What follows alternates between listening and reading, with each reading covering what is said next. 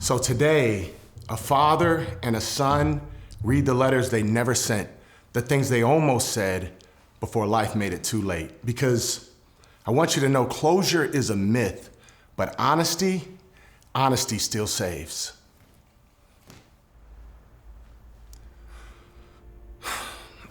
I want you to know the real sermon of my life is you.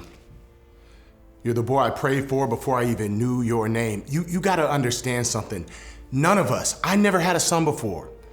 I've never been someone's hero without knowing how to fly. And the only manual most of us got was the one our fathers left behind, the one written in silence, underlined with absence.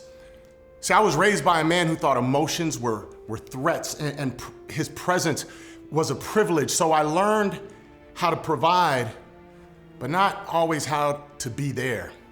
And when you came into the world, eyes wide, heart open, I had a son.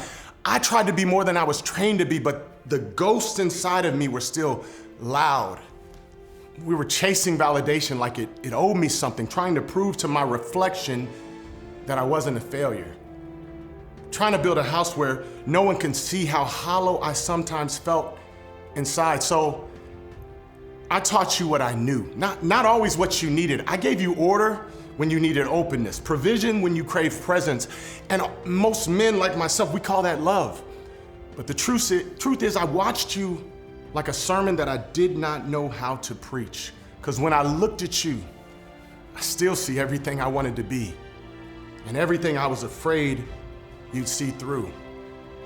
I don't know how to love you without armor. I didn't know how to give you my spirit without reaching for spirits. I didn't know how to sit next to you on the couch without feeling like the cape you thought I wore had holes in it. And then the house got quiet. Still think about your mom and I. We were never enemies. We were just a story that ran out of pages. We were great parents. We loved you deeply and still do. But one day, the laughter left the kitchen. The pictures came down and we became two names on a calendar, a custody and you. I knew you saw too much. I felt the tension that we never had the words for. And in trying to protect you, maybe we made you guess too much. But let me say this clearly. Sometimes people walk away not because the house was broken, but because something inside of them was broken. I'm not gonna lie to you. That season broke me and bruised me in places I still can't let go of. Not because I didn't see it coming, but because I still believed in what we were trying to build. But I don't ever want you to confuse the end of our marriage with the failure of our love for you. You were never the collateral damage. You were always the central piece. You were deeply loved. And even if the picture changed, the frame around you never cracked. You didn't grow up broken, you grew up brave.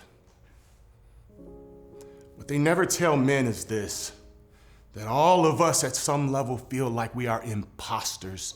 And imposters sometimes get too tired to show up perfectly, too proud to admit when they're unraveling, too ashamed to show that I was scared you'd see through the man that I had to pretend to be everywhere I went.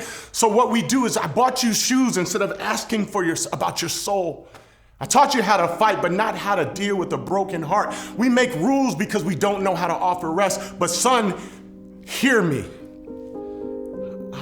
I see you, I saw you, even when I didn't say it, I loved you. I would give my life in a moment's notice for yours. I loved you even when I couldn't show it. You are not the fallout of my failure. You are not the footnote in my story. You're the legacy I believe God still wants to redeem, even if I never get to see how he does it. Because when I look at you now, I see the man I prayed to become. You're stronger, kinder, more grounded, more whole, more holy, and that is my redemption. When I'm gone, remember this. When they lay me in the ground, they're gonna lay down the only man in the world who ever wanted you to be greater than him. So here's your flowers. while I still have breath. You're greater than me, and I love you.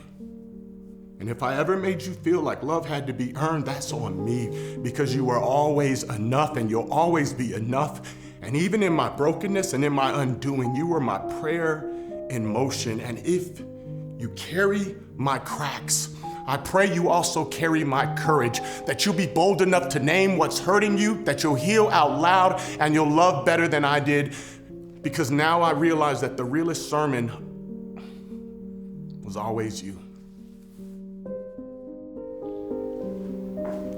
To the man I've spent my whole life trying not to become and somehow became anyways. You are my hero. You were the mountain I had to climb and the storm I had to survive. You taught me strength, but I never saw you cry. So I learned silence first and emotion last. I learned to be tough, watching the way your hands didn't shake even when life did. But I also learned to be quiet, too quiet. Because emotions were something I had to bury to become a man like you. I thought you were made of stone, but now I know you were made of scars. I never said I needed you. I just showed up, hoping that you would see it. Every A I brought home was a question. Am I enough now? Every game I played hard was just another way of saying, come watch me. And if you didn't come to my games, I made excuses for you. Before I even understood what disappointment meant, you gave me discipline, like a blueprint, but not direction, like a compass. You taught me how to fight, but never how to surrender. You gave me protection, but never permission to be soft. And the hardest part, I know you were doing your best. I wasn't mad at what you did. I was hurt by what you never said. And yet, I see it now. You stayed when so many ran. You are still my hero, my rock, the strongest person I know. And maybe you love me in a language I wasn't old enough to understand. I love you. This episode isn't just about regret. It's about recognition. The things left unsaid between fathers and sons, they can grow in the forest of misunderstanding. But I want everyone that's listening to know the truth. Just because a man never said the word doesn't mean he didn't feel them. And sometimes the apology lives in men's gestures. The I love you is packed in a lunchbox, paid in overtime, or tucked into the way he watches the kids now. So I want you to find your son or your father, say it. Even if it shakes, even if it's late, say it anyway. Because silence does not preserve dignity, it inherits damage. And legacy should never be a graveyard of unspoken love. So if this episode hit something deep, don't wait for Father's Day to say it. Say it now. Now. Text it. Record it. Write the letter and read it together. Do it. Even if your hands shake. Because the pain we silence gets passed down. But the truth we speak, that's what sets men free. Subscribe. Share it with your father. Or your son. Before silence becomes your legacy.